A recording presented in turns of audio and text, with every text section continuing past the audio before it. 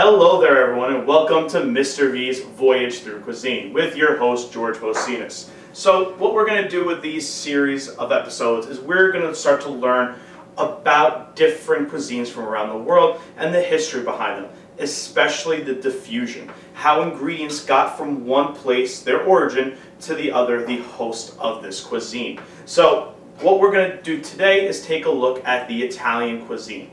We're going to start with the first dish, pappardelle bolognese. Now, I've got all the ingredients here. You're going to find the recipe with the exact measurements in the video below. So, what we're going to do first is we're going to start by toasting our spices. Now, first we have our bay leaves. Now, bay leaves are native to the Mediterranean. We also have our fennel seeds. Now, our fennel seeds again are native to the Mediterranean. We have our cloves. Now, the cloves made their way far from Italy because they come from Indonesia. We have crushed red pepper flakes. You guys see these a lot, at the pizzerias and things like that. Well, our crushed red pepper flakes come from French Guiana.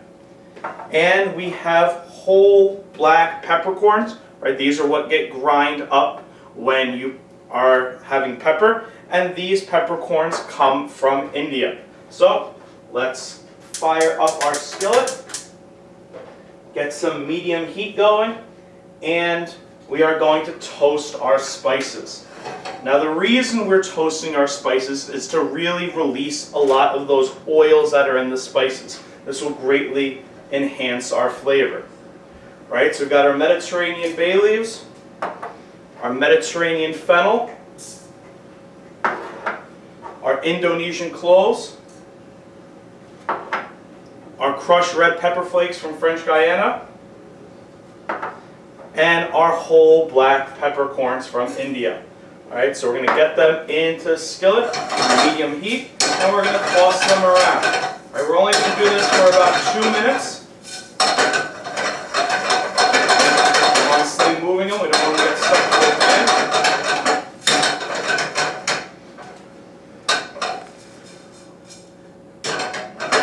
Now, it's important to know where things come from, right? We take things a lot at face value. This is Italian cuisine, this is Chinese cuisine, this is Greek cuisine. But all these cuisines have influences from around the world, right? And that's so important when you're studying world history, is to see how the world is interconnected with this. Especially for a lot of my students, we spend a lot of time talking about whether it's religion, talking about technological diffusion, but this is culture, right? Food is culture. And it's just as important to study cultural diffusion as well.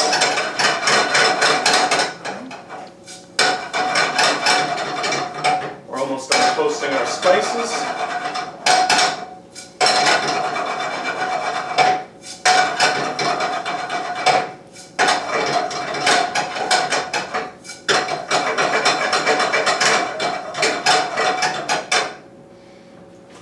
You guys can really smell the oils releasing from these spices. It smells wonderful. You can see why the Europeans really were intent on finding these trade routes to the Far East to get their hands on these spices. Alright, let's take it off the heat. I'm going to put it into our bowl.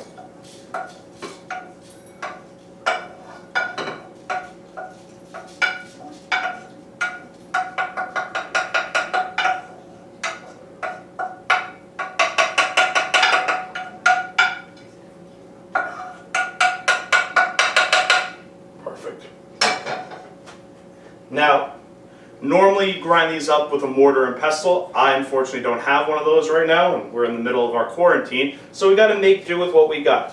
So we're going to really grind up these spices in our bowl to try to break them down, release even more of those flavors.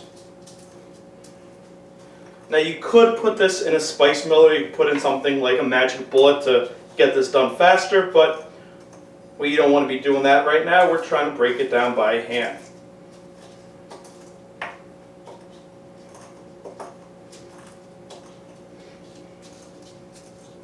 Now we're starting our ingredients with our sauce first because that's going to take a while. We're going to need to get all these ingredients in our pot, and it's going to braise in the oven for 6 hours. And then we'll come back, we will cook the pasta, and then we're going to put it all together down the road. Alright, we've got these spices broken down. Now we got to let them cool before we add them into our sauce. So, for our bolognese sauce, we are going to get everything started in the pot as soon as we get back. Thank you. Alright, and here we are ready to make the bolognese sauce, and we're going to start our next step. So what we're going to do is we're going to take a pan and we're going to start with olive oil.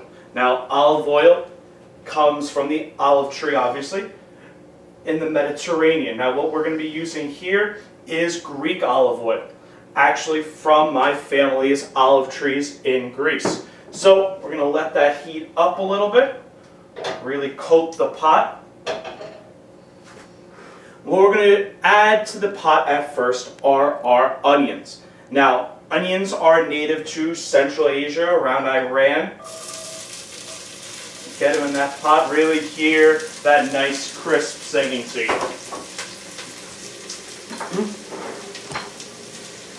Now, as our onions are in the pot, we are also going to add our thyme as well.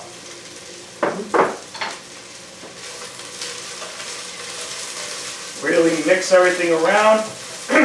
We're going to want this to be a nice golden brown, these onions. Should take us about 5 minutes.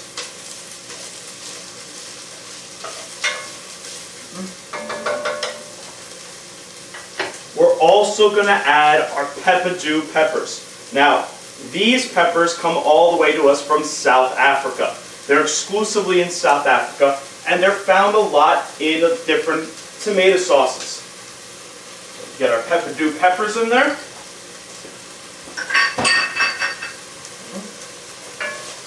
Get them mixing up around.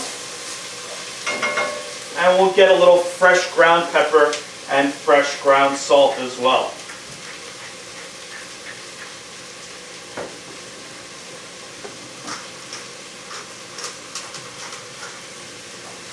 Now, pappardelle bolognese. You guys are probably wondering where this dish comes from. Obviously, we're looking at Voyage through Cuisine, so we should take a look at the name itself. Now, pappardelle comes from the Italian phrase to gobble up, right? This is something you're going to want to gobble up, something you're going to want to eat quickly. Now, pappardelle is in reference to the actual noodles themselves. Now, these noodles come from the region of Italy called Tuscany. We're going to get to the origin, the history of noodles when we're actually making them down the road. Now, bolognese, that comes from a region in northern Italy called Bologna. So, pappardelle bolognese, there you go.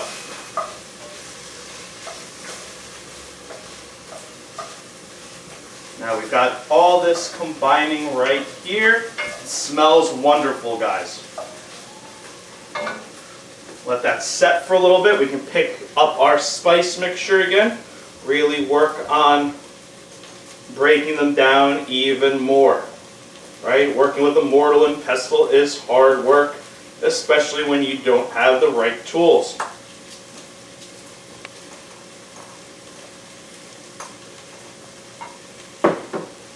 Alright, let's get back to our onions. Really getting some nice color over here on the onions, guys. We see our thyme. Now I've got the thyme tied up in a bundle, as you see. That's because after the sauce is done braising in the oven, I'm actually going to remove that thyme. I've tied it together so it can all come out nice and easily for me. Alright, now that the onions are getting to work, we're going to throw in our garlic. You throw in the onions first because you don't want that garlic to get burned. Now, garlic, super common ingredient. We find it in cuisines throughout the world. But where does garlic originate? Well, the answer to that is Central Asia. Right?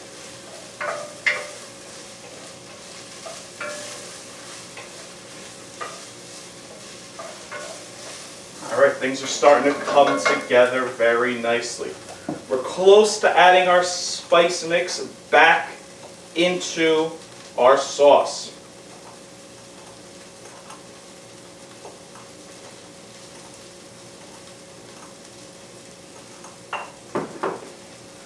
Now, spices are so important. They really help develop complex flavor profiles. And once the Europeans got a taste of these spices, right, coming to them through the Silk Road, coming to them through trade, they couldn't get enough of them. Now,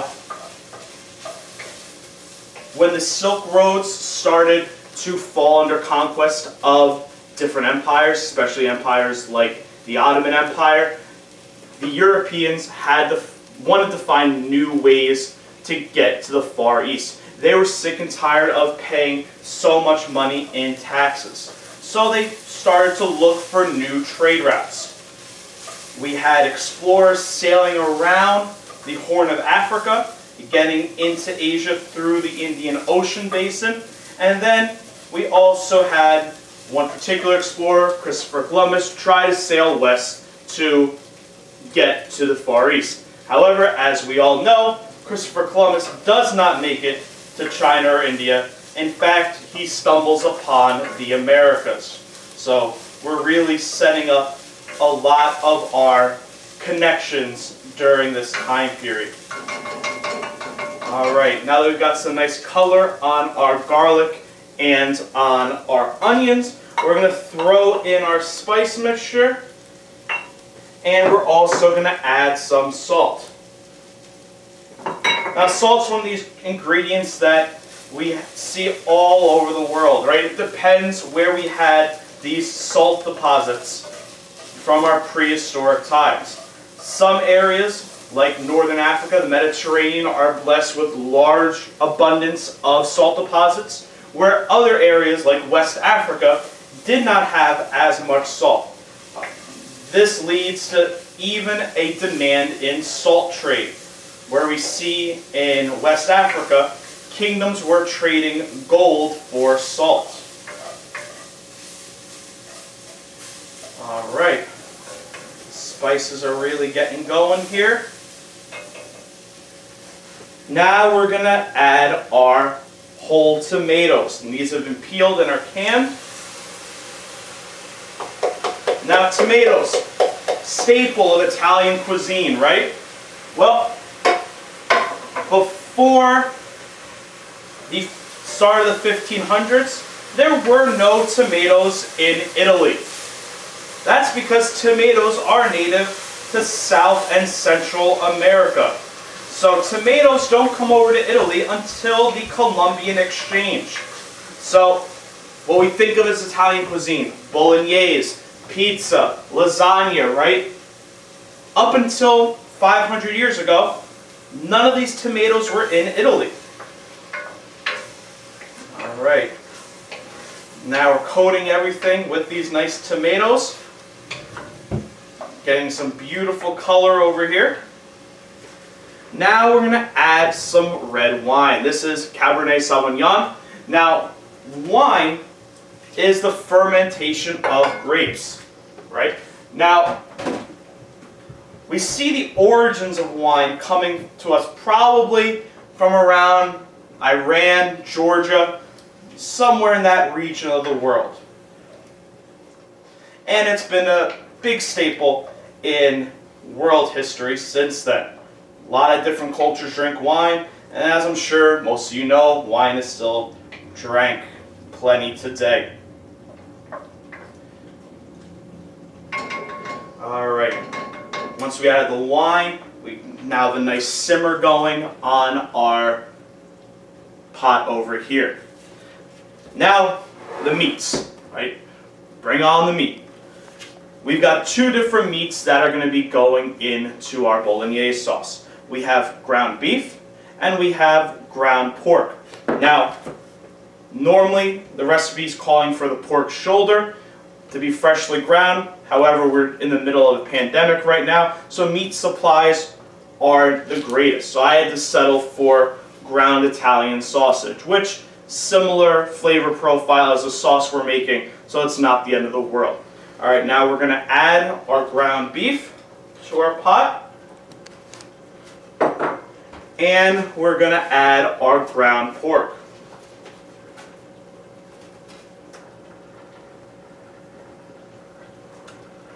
All right, let's give that a nice thorough mix. We want this evenly distributed, our pork and our beef, and we want it coated in the sauce. Now this is going to be a very nice thick sauce once it emerges from the oven. And as it should be, it's going to be cooking in the oven for 6 hours at the minimum, really reducing down. And that's going to create a nice thick sauce to go over our pasta. All right, really stirring in this meat, breaking it down, and incorporating it into all of our spices.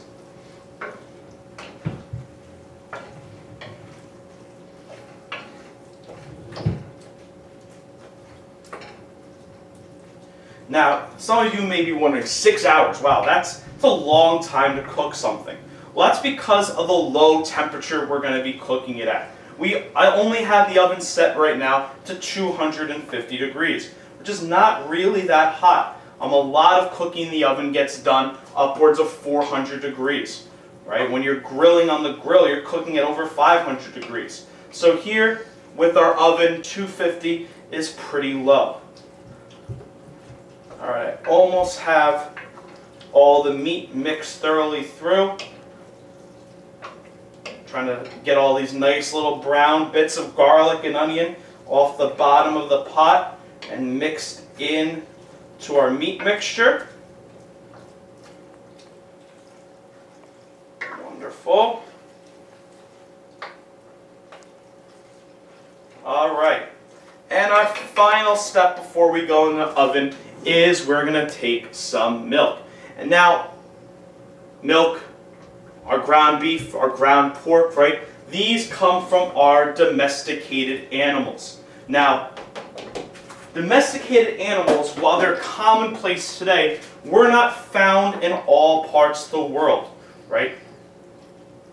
Things like the cow, the pig, these animals are native to Eurasia. Now, when I say Eurasia, I'm talking about the combined continents of Europe and Asia. Lots of parts of the world did not have domesticatable animals. In fact, the only large domesticatable animal that the Americas had was the llama.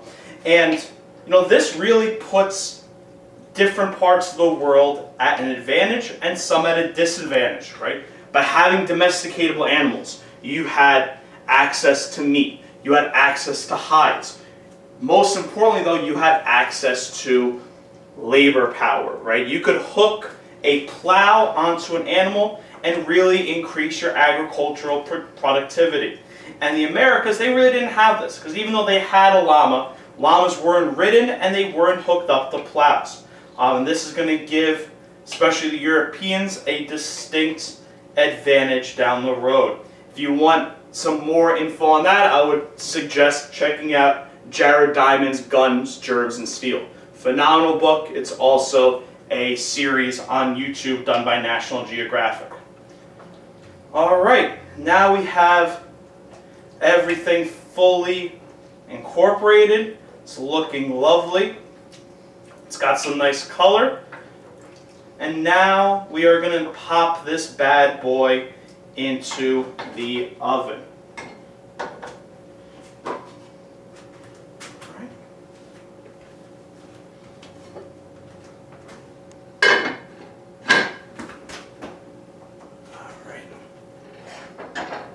A little hot. Let's grab some pot holders.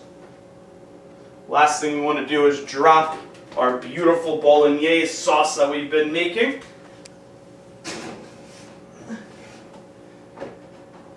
Alright, it's in the oven.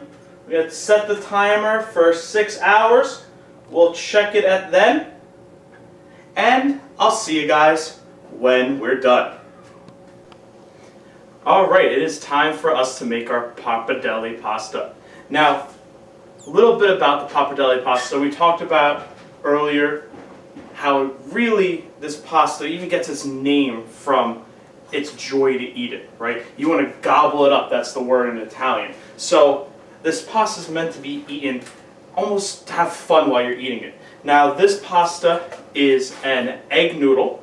Now the origin of this pasta, well, the pappardelle pasta does come from Italy, in particular the region of Tuscany, northern central Italy.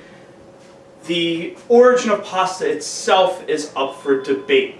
For a little while, people thought Marco Polo may have brought pasta over from China during his voyages. That's because in the journals of Marco Polo, he does reference pasta. But people now, especially a lot of historians, think this may not be correct. Pasta does predate Marco Polo, especially in Asia. We see Asian noodles that are thousands of years old. So most likely pasta had made its way in some form to Europe through cultural diffusion long before Marco Polo ever made his way to the courts of China. So these egg noodles we are cooking to al dente, which means to the tooth, right? You want to have some bite in it. So we're only cooking these noodles for about 6 minutes. So I already have some in the boiling water. Got to cook it in 2 batches, can't fit it all here in 1 batch. Again, pasta that is fresh or dry pasta from Italy. We can see it right here. You can find this at your local grocery store.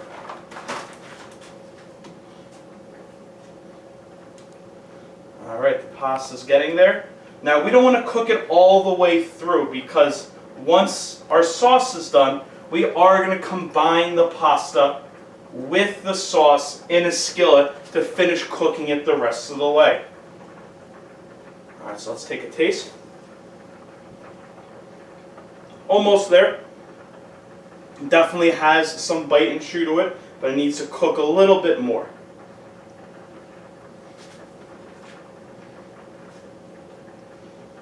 Alright.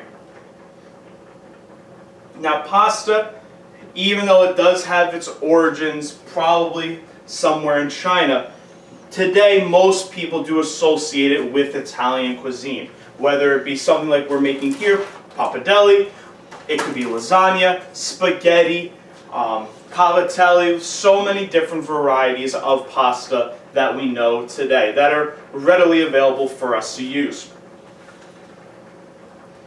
Alright. Let's grab another one out of here, give it a test.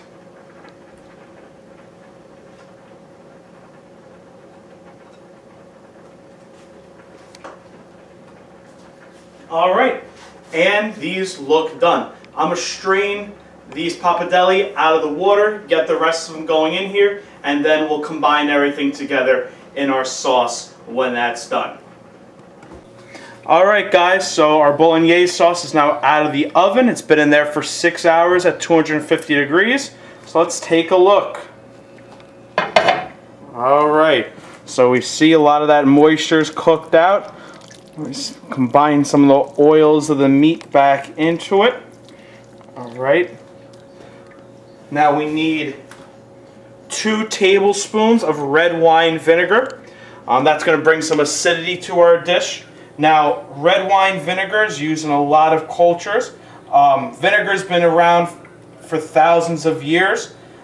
There's instances of vinegar found in urns in ancient Egypt around 3000 BCE. So we do have the use of vinegar for multiple millennia. So let's stir in that vinegar, really bring in that acidity. It smells wonderful. All right. Let's grab a spoon, give it a little taste.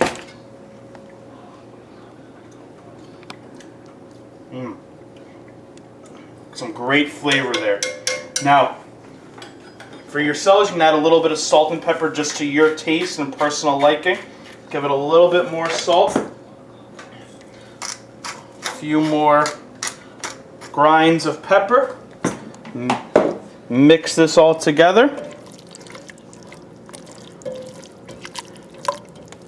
Now we're going to remove the thyme.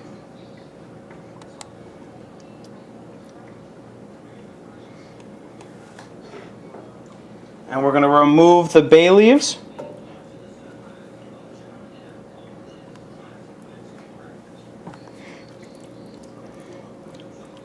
There's another bay leaf in here somewhere. There he is. All right. Now that we've done that,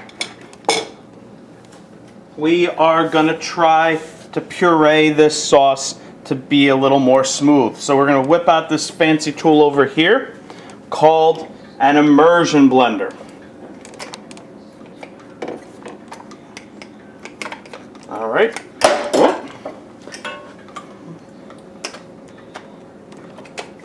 There we go. Now it's locked in. Let's turn it on.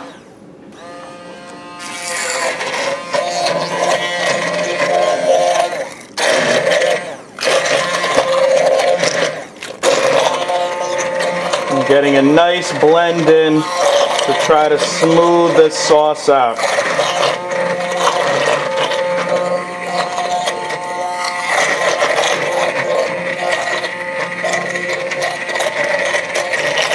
All right, and then the next step will be to combine our sauce with our pasta. All right, so now it is time to put our pappardelle bolognese together. We have the sauce cooked, we have the pasta cooked. It's time to combine it now all into one. So we're going to take some unsalted butter, and we're going to put it into a skillet that's at medium heat. Move that around. We're going to take our pasta that we've already cooked al dente. We're going to put it in the skillet. We're warming it up here. We're going to blend the flavors together. Now we take our nice bolognese sauce.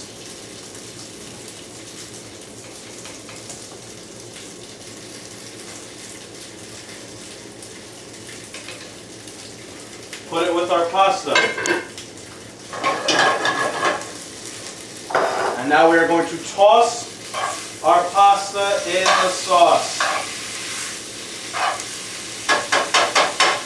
Now to add a little bit more moisture and thickness to the sauce, we're going to take some of our pasta water that we saved, our nice starchy pasta water, and put that in there.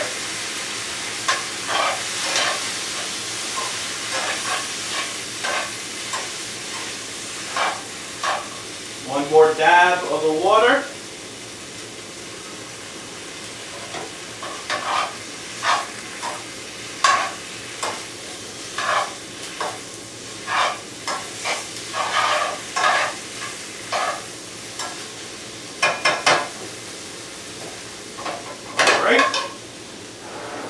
Now, into our bowl.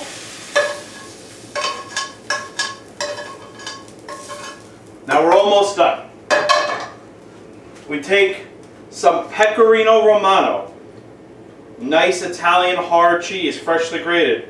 Pecorino coming from the Italian from ovine, Romano coming from Rome, right? This is a sheep's milk cheese, ovine, that is coming from Rome. This actually has a long history in Italian cuisine and lifestyle, going all the way back. We see in the writings of Pliny the Elder.